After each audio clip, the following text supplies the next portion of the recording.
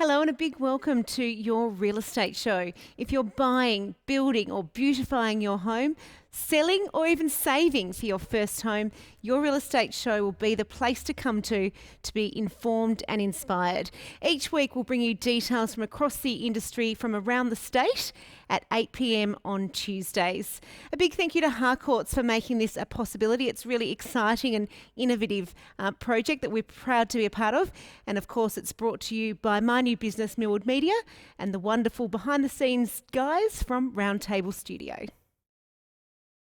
Let's get stuck into it. We're going to be joined now by Tony Morrison, the CEO of Harcourts Tasmania. A big welcome to you, Tony. Thanks for joining us and thanks for supporting your real estate show. Are you as excited as we are about the project? Really excited. All of our 24 offices can't wait to see the results, so really looking forward to it. So you've got 24 offices around the state and lots of real estate agents who are tuning in tonight to watch all that's wonderful about real estate in the state? Yeah, absolutely. They'll all be tuned in. If we have no other viewers, we will have all the Harcourt staff. Well, big welcome to all of our viewers. Now tell us, obviously 2020, a huge year and continues to be a big year, of course, with the global pandemic. How are things going and tracking in the real estate industry? Well, amazingly well, to be honest.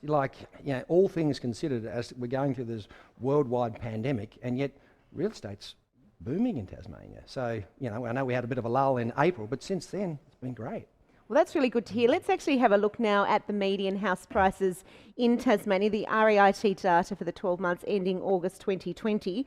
Really healthy growth. Hobart up 50,000, Launceston up 43,000, 30,000 up on the northwest. That seems pretty good and pretty consistent. What do you pinpoint the reason for that being, Tony? Well, we were on an upward trend prior to COVID, and so things were ticking along really nicely. And then since we've come out of lockdown, there's just been such a shortage of stock. And any time you have a shortage of stock, prices go up. So that's the reason. Yeah, right. And is there a particular area that's super hot at the moment?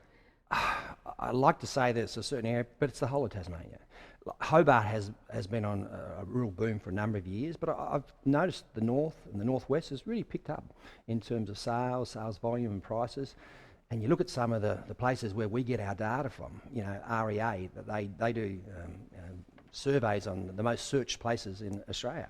Well, Bellerive came in, I think, at number 5 for houses in Australia, not just Tasmania.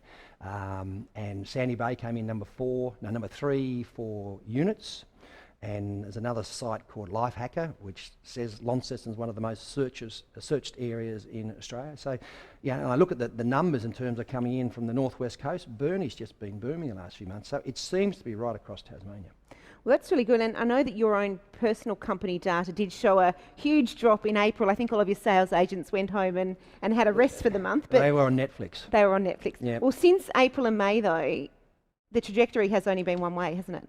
It's been fantastic. We've had 3 of the best months we've ever had in June, July and August, and September's been looking great too. So, we can't believe the turnaround. We couldn't fathom how it just dropped. It just almost stopped in April, and then everybody realised the world wasn't going to end. And I'm not trying to make light of the situation because it's a terrible situation, but everyone sort of got back to work and people need to buy and sell houses for all sorts of reasons, and those reasons didn't stop, And you said that listings are challenging to come by and that's what's pushing up the prices. Can you elaborate a little bit more on that? Well, we as a group are selling probably between 300 to 330 houses a month across the state. But we're only listing somewhere between 220 to 250. So we're sort of going backwards at a rate of 70 to 80, 90 houses per month. So whenever the stock like that is drying up, prices just have to go up. It's just a demand thing. So you need more people to list with Harcourts. Here's a free plug for you, Tony. Yeah, we've got buyers out there waiting, so we need stock. We've got buyers, Is it a good time to sell? Oh, it's a great time to sell. I mean, if you're selling, you're going to get a really good price. We're getting multiple offers on many houses. No, not just some, but many houses. So prices are good, lots of buyers. It's a good time. And for buyers, and we'll talk a bit more in a moment about the latest RBA decision, but from a buyer's perspective, record low interest rates, is it a good time to buy as well? Well, I think it's a good time to buy because I can actually only see values in Tasmania going up over the next few years. I think this whole thing, this pandemic, it's made people think about where they want to live. and they can actually live where they want to live and commute to work. So I think the whole thing, that's what's going to push the price up over the next few years. I think regional Australia, and Tasmania falls into that sort of area, is going to do very well. So yeah, prices are strong, but I think they're going to continue to grow over the next few years. And is there a particular area across the state that you could see as maybe the region or the suburb to look out for, the underdog that's about to burst onto the scene? I don't really think I can. I just think the whole of Tasmania is undervalued. You know, prices in Tasmania are still so low compared to other capital cities. So I'd like to be able to say there's some spot, but I think the whole of Tasmania is going to benefit. And I'm hearing anecdotally as well, a lot of people from interstate who have struggled with COVID, who have been locked away, are actually relocating here, quarantining and buying houses and saying they can actually work from Tasmania now. They're buying houses sight unseen. Yeah, and typically we have always sold a number of houses sight unseen, but they've always been in the lower range investment market. We're selling houses now in the mid to higher ranges sight unseen. Well, if you're going to buy a pretty nice property, you generally want to have a look at it. I mean, luckily technology has allowed us to be able to give much more and show much more of a house without you having to actually physically view it these days. But yeah, it's quite surprising how many houses we've sold without people looking inside. Well, as part of our show each week, Harcourts is actually giving me the privilege of going through one of your properties that is being listed by one of your Harcourts estate agents across the state. And what could possibly go wrong with giving me the keys to some of these beautiful properties? Well, we're about to find out, I think, aren't we? We are about to find out. Let's take a look at, we visited a house in Trevellyn as part of our first property profile for Harcourts, and we're going to do it each week. So a big thank you for entrusting us with your properties and your brand. You're welcome. Let's take a look. Today is a pretty exciting day for your real estate show. Being given the keys to a pretty exclusive listing in Trevellyn, and the owner has said that we can have a look through everything. And we are looking for number 32 Trevellyn Road. Oh, there it is. Okay, so, 32, here we go. A little sticky beak.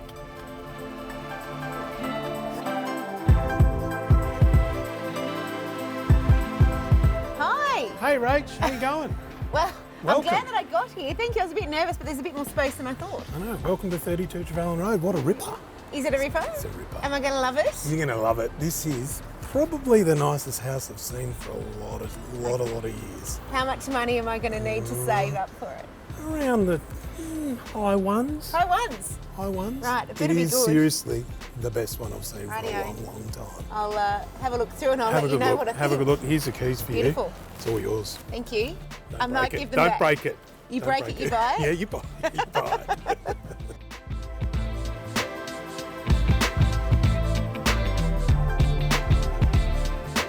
Nervous, having a sneak peek. Amazing. Oh my God, I love it. Oh my God. Collingwood and Essendon, husband and I, perfect match. Let's have a look.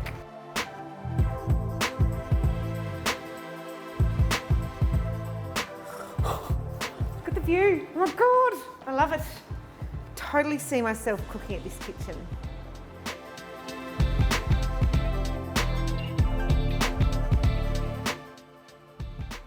Terrible view. You're going to hate it. I feel it. Salmon for dinner, darling. Don't think there's any sausages being cooked here.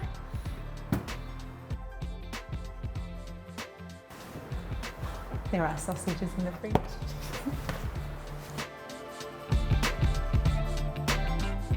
Stop it. Look at this walk-in wardrobe. I can't believe it. Happy to see I'm on trend in leopard print, which is good. See what the rich people wear.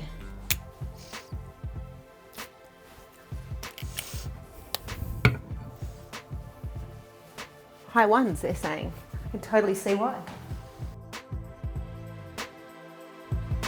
Talk about an entertainer's dream. Watching the footy here on a Friday night. Go Collingwood. Love it, love it, love it. He's locked the wine cabinet on me.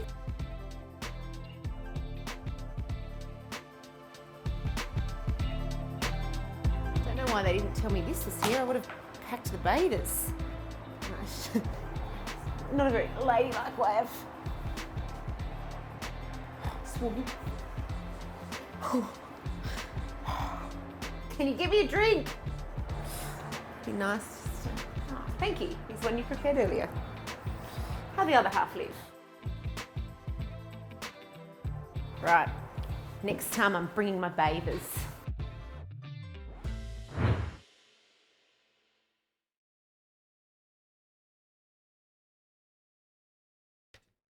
Yeah, it certainly was an amazing property. I don't think I'm in the market for something that expensive, but if you think you can afford it and would like to take a look, it is available via Expressions of Interest with Jeremy Wilkinson.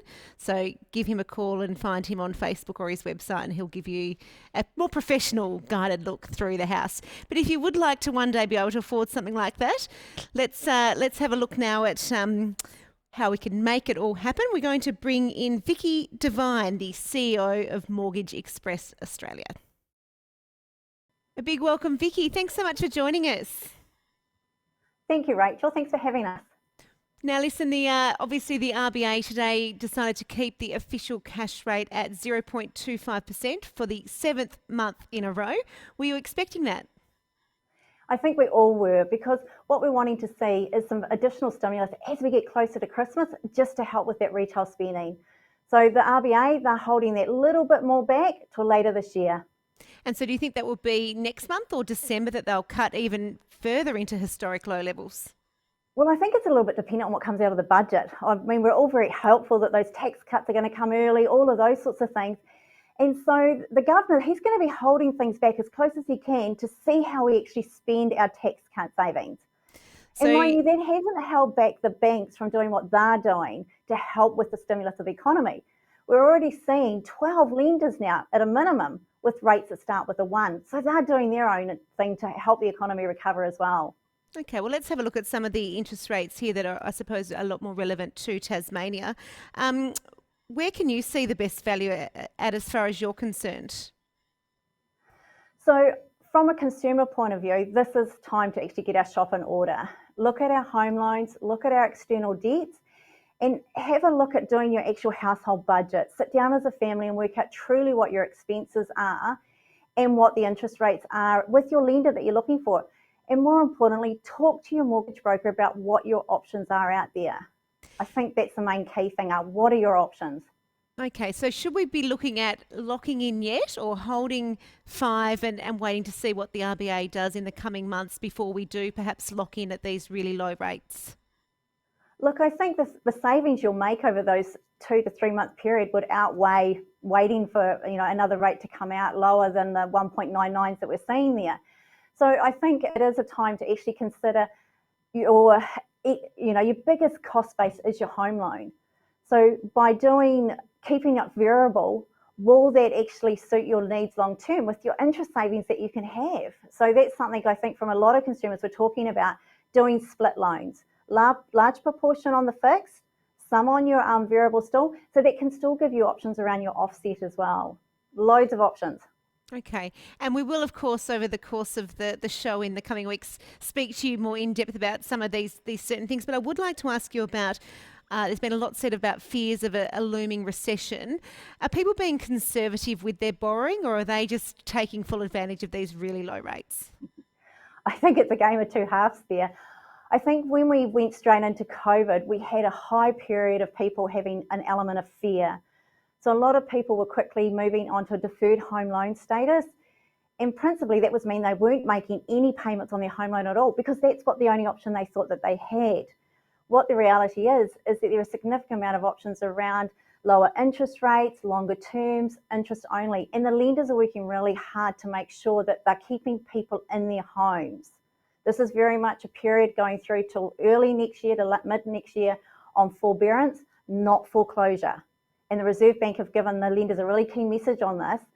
So while there's been a fear of the recession, I think the thing is again, it's time for us to get our shop in order and start looking at what your options are. For those that are on deferred home loan status, there's options around, as I said, the interest only, reduced interest rates, as well as break-in fixed rates if you're on a high fixed rate. Yeah, so paying what you can when you can, as opposed to paying nothing. Exactly. Yeah. And what about the stimulus measures that were introduced during the height of COVID with the home building and borrowing stimulus measures? How have they rolled out, and what are you seeing from that perspective? So Tasmania have got a wonderful, what we call stackable grants now available to them. So we kicked off first, we had the first home loan deposit scheme. So that gave borrowers the ability to borrow higher than the 80%, up to 90% of the purchase price of their home without having to pay lenders' mortgage insurance. And that was something that the government rolled out. And as of today, or yesterday, sorry, we've seen another 10,000 spaces become available for that. So we've got that. Also in Tasmania, we had the first home buyers stamp duty and grant, which is $20,000 for first home buyers. So again, it becomes that stackable environment. And then obviously we've recently just seen the home builders grant, which is a $25,000 deposit that is paid as you're building your new home. Again, it could be stacked on if you're a first home buyer to what you're looking to do there. What we have found about the home builders grant is it's only just now that we're seeing lenders understanding how they're going to assess that towards completing your purchase of your home on those. So we've gone through a little bit of confusion around that. We've now got State Revenue Office, we've got lenders and government working to achieve those results for the purchases there now. Yeah, so lots of positivity then around those first home buyers, which is really exciting for the Tasmanian market. Well, and that makes up 30% of all purchases in Tasmania, so it's a significant revenue. Yeah. Wonderful. Look, thank you so much for your time today, Vicky. We look forward to talking to you throughout the course of your real estate show over the next few weeks. Thank you, Rachel. And each week we'll bring you a range of different stories from across the spectrum of associated real estate industries. And tonight we're going to start with a really special project, a new architecturally designed home that's being built at Relbia. Let's take a look. Welcome to Relbia, about 10 minutes drive from Launceston. This idyllic rural lifestyle setting is really highly sought after, and one family is building the house of their dreams behind us. Cumulus Studio embarked on designing this project back in 2016, and so far things are looking pretty good and on track for a completion in March. Let's go and take a look inside Riverstone House.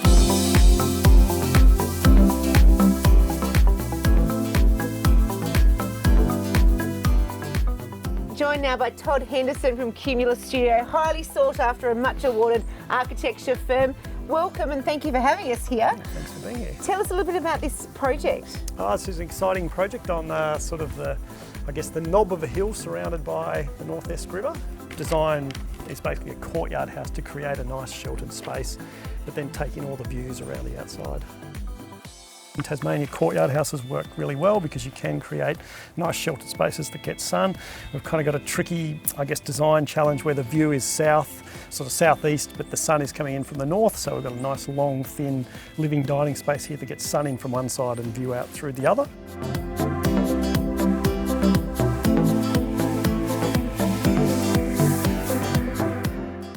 And the flow of it actually follows the flow of what the river horseshoe is sort of doing anyway, doesn't it? Yeah, essentially, yep. And it's got a couple of levels to it. It's quite a steep, site falling down to the river. So there are some lower level areas and then some higher level areas. So some studios down the bottom, decks, that sort of thing. And it's 4 bedrooms? Yes, 4 bedroom.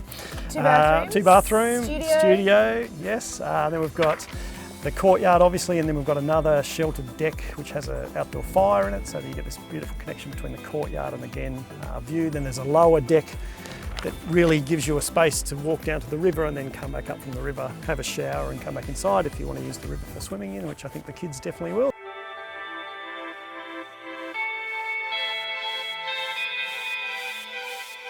What about the logistics of when a client comes to you and says they've got this amazing site and they've got a rough idea of what to do? How's the process been of actually nutting out the final design that got approved through council? Most of it is around us taking a very detailed brief from the client, so we work out exactly what they want. There's 2 parts to it. One is how many rooms, but also how they want to live. So we draw out as much as we can from them about how they do want to live in their family and things they like doing inside, outside living, for example. And it's always quite a humbling experience when someone does come to you and ask you to design a house, because it's quite an intimate thing, the relationship you sort of form with the client. But with this one, we obviously had a brief. We then worked through that brief to really refine it down to what it what the client wanted, and then in terms of how the building came together, we came back with a series of diagrams of how we thought it could work, and often that's a few options. And then as we go through that, we start to then work on materials, where windows are, that sort of thing. So it's kind of baby stepped in a way, starting from diagram all the way up to being a finished set of drawings ready for construction.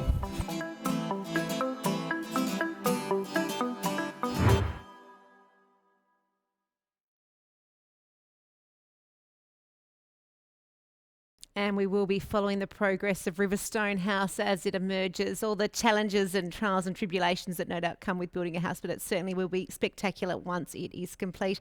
Well, that wraps up our show for this evening, our debut edition. I hope you have enjoyed it as much as we have in bringing it to you.